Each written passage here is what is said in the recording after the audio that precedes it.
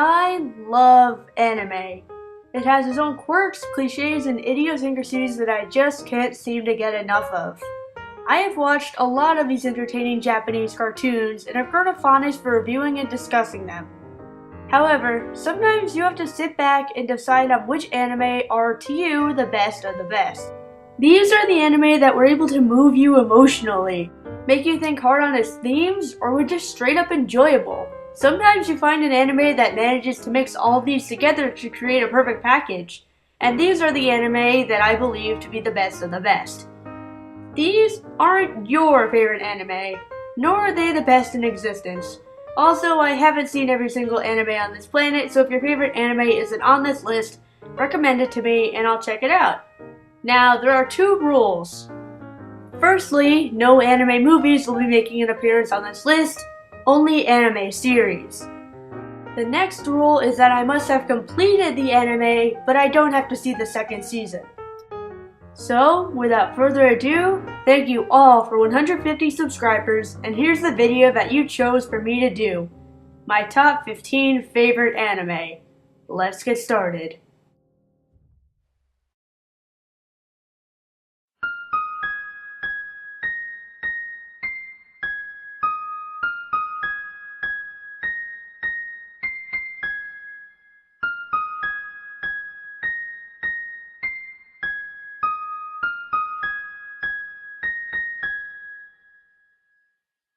Clannad and its sequel Clannad After Story are both very highly acclaimed in the anime community, and in my opinion for very good reason. It's a story about the trials and tribulations of building a relationship and falling in love, and it gets the most credit for its heartbreaking second season that actually ventures outside of high school, which is something that anime, especially in the romance genre, doesn't typically do. While it can be predictable at times and there is some melodrama that's par for the course with key anime, Clannad does manage to pull at your heartstrings, and that's something that I can really respect. It was also the first anime to make me cry. That metal scene in the second season is just brilliant.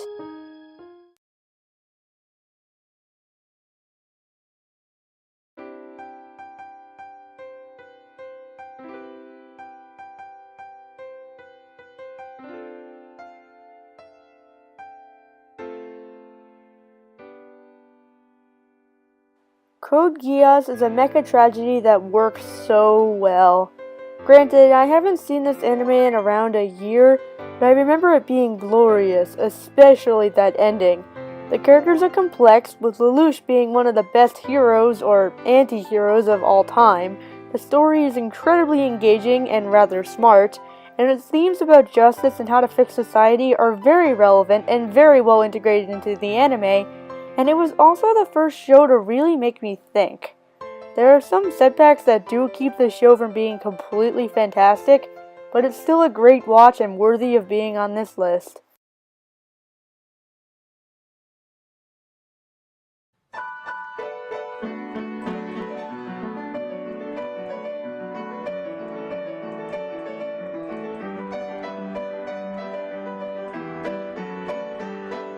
Durarara may be incredibly flawed, but it is one of the most entertaining anime that I've ever seen, and the good far outweighs the bad. The characters are all pretty unique in their own right, with Izaya being one of my favorite characters of all time, and the story managed to throw me for a loop quite a few times. The soundtrack is also one of the best that anime has to offer, especially the ending, which won't leave my head no matter what I do, and is memorable and creates the perfect atmosphere for the show. Durarara is cool, nothing more and nothing less, and it doesn't really need to be anything more than that. It's the perfect kind of cool that can just make a show stand on its own, even despite its flaws. Its fanbase does terrify me though.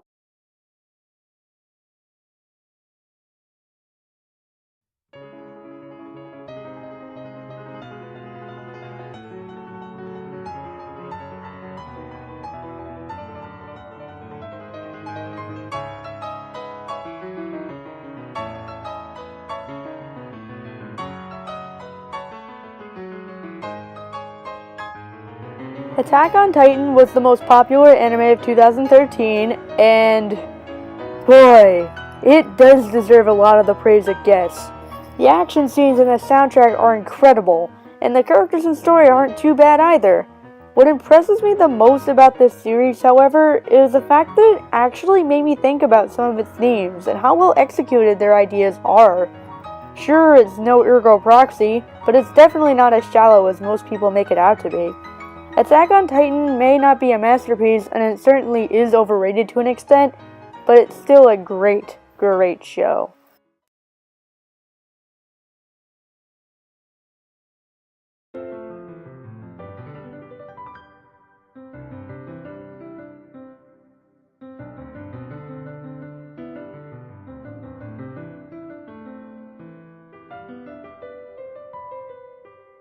Barakamon is a feel-good slice-of-life anime with a terrific main character and some fantastic messages about family and community. These types of anime that are subtle with their morals are so rare nowadays, especially within the slice-of-life genre. The show just knew how to put a smile on their viewers' faces, make you laugh at its hilarious comedy, or make you cry without feeling forced or melodramatic.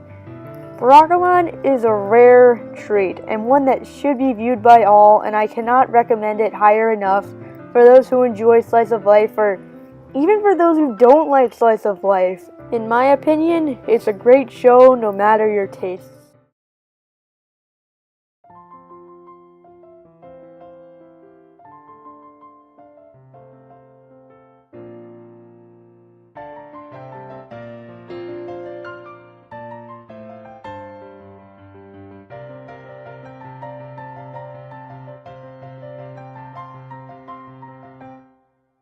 My teen romantic comedy snafu, or snafu for short, or a very long and very confusing Japanese name that I couldn't care to learn how to pronounce, is a generic high school anime that manages to play around with its themes and characters enough to become something unique. The show is incredibly relatable, and its pessimistic outlook on high school life is both refreshing and thought-provoking.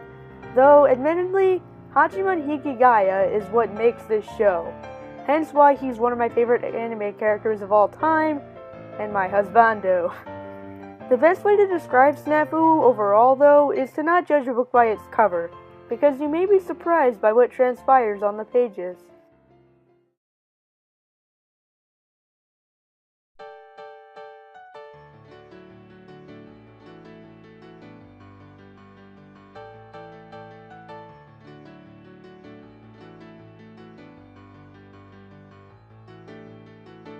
Ouran High School Host Club is one of the best romantic comedies out there, with one of my favorite cast of characters, a great sense of humor, and some surprisingly exceptional drama. Some might be turned away due to this being a reverse harem show, but I feel like most people could enjoy this as long as they have an open mind. I went into it with an open mind, and I absolutely loved it. It's the rare romance anime that manages to avoid melodrama and make the emotions feel genuine. The English dub is also, one of my favorites of all time, so there's that.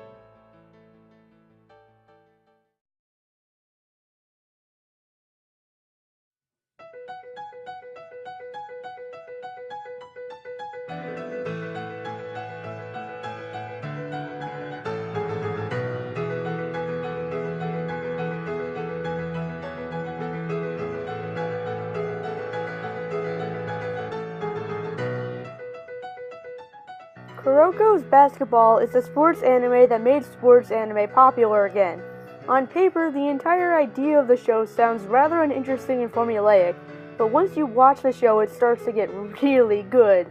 Nearly all of the matches between Seirin and a member of the Generation of Miracles had me on the edge of my seat due to how incredibly well executed they were, and I legitimately cheered on the team when they scored the winning basket. And I enjoyed every second of this show. The characters are unique and very memorable, and the fact that this show is mainly character-driven is just a plus for me. Sure, it can be kind of cheesy at some points, but it never really bothered me because I genuinely want these characters to achieve their goals, which is much more than I can say for most action anime. I haven't actually seen the second season yet, but if it's just as good as the first season, then I am hyped. In my opinion, you don't have to love basketball to love this anime.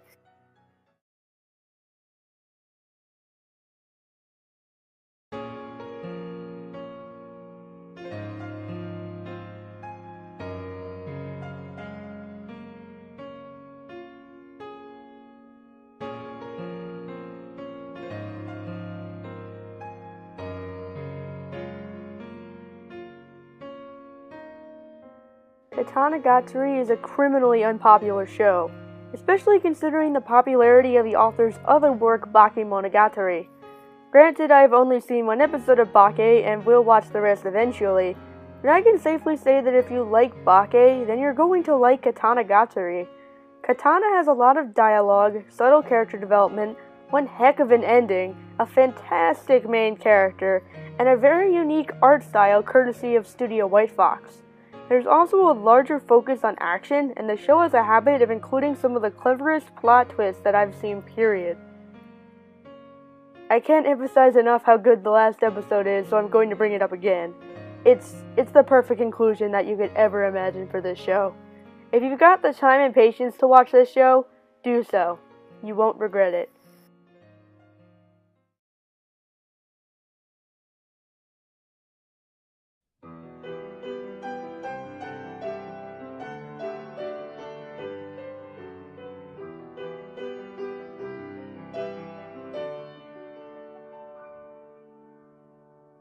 Yes, Gen Urobuchi did do something correctly, even if it is because this is a Fate anime. Fate Zero is the best entry into this franchise with an epic story, gorgeous animation, very good characters, and that Yuki Kajiura soundtrack is, well, really good. The themes that are brought up in this show about justice and what it means to be a hero are also rather engaging, even if they are delivered in kind of a heavy-handed way. Yes, some may view this show as pretentious, as with most of Urobuchi's works, and while I do agree to some extent, there's still enough good in this show to warrant a watch at some point.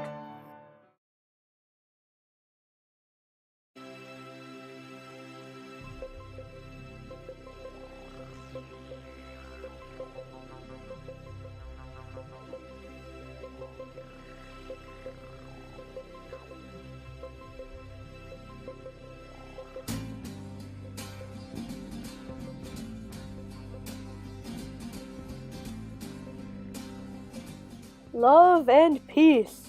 Trigun is a show that I decided to watch due to its longevity and status as a classic, and I certainly wasn't disappointed by it.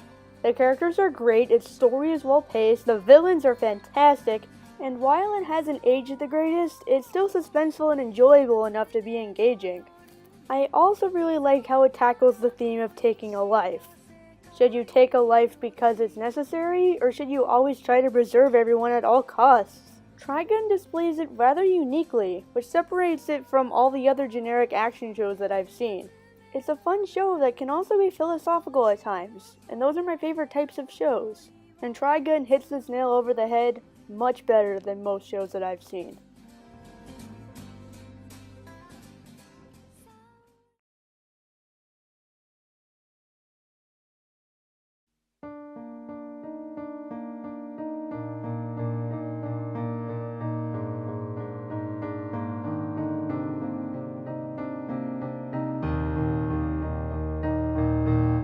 Ergo Proxy is an anime that unfortunately isn't nearly as popular as it should be, because its subject matter is incredibly complex and involves a lot of critical thinking.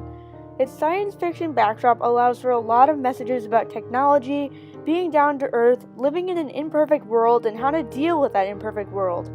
And in my opinion, this is all handled incredibly well.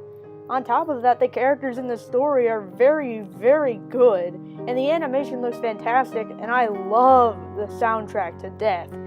Yes, it is confusing, and many will view it as pretentious, but Ergo Proxy is an experience that you shouldn't miss out on under any circumstances.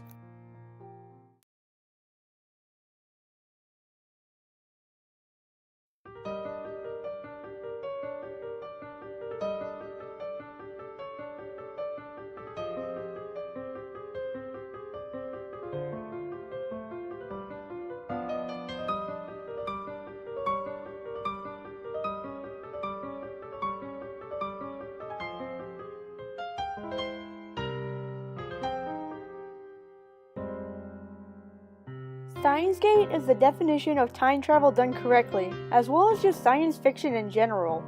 All of the characters are interesting, with great personalities, and they all play a part in the story at some point. The main characters, Okabe and Makusei Kurisu, are both favorite characters of mine, and the story, especially in the second half, is straight up fantastic. The show may be a bit slow in the first half, but once the ball gets rolling, Steins Gate is truly worthy of being a favorite of mine.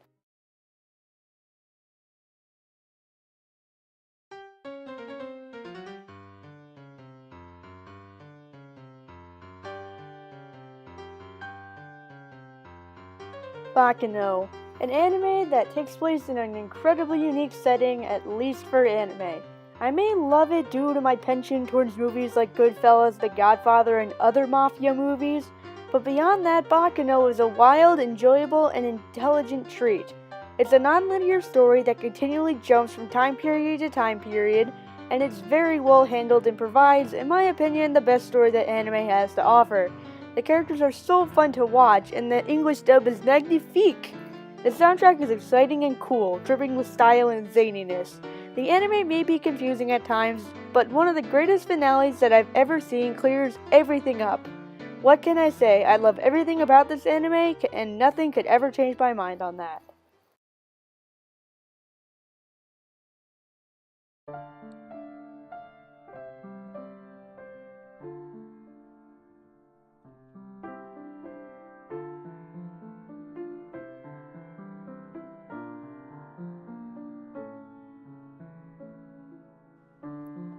I'm not entirely sure of how to compile my thoughts on these two anime into a single paragraph. Both Fullmetal Alchemist 2003 and Fullmetal Alchemist Brotherhood are tied for my favorite anime of all time. Sure, there are some flaws here and there, but these two series, especially FMA 2003, are the anime that I consider the closest to being masterpieces. Everything about them, at least in my opinion, is phenomenal. With fantastic stories, wonderful characters, great presentations, and so many memorable moments that I can't count them. If you haven't seen either version of Fullmetal Alchemist, you are truly missing out. Well, those are my top 15 favorite anime. Thank you all for watching, and what's your list, and which anime do you consider to be a masterpiece? Leave it in the comments. Thanks again for 150 subscribers. I really appreciate it. With that, I'll see you guys next time.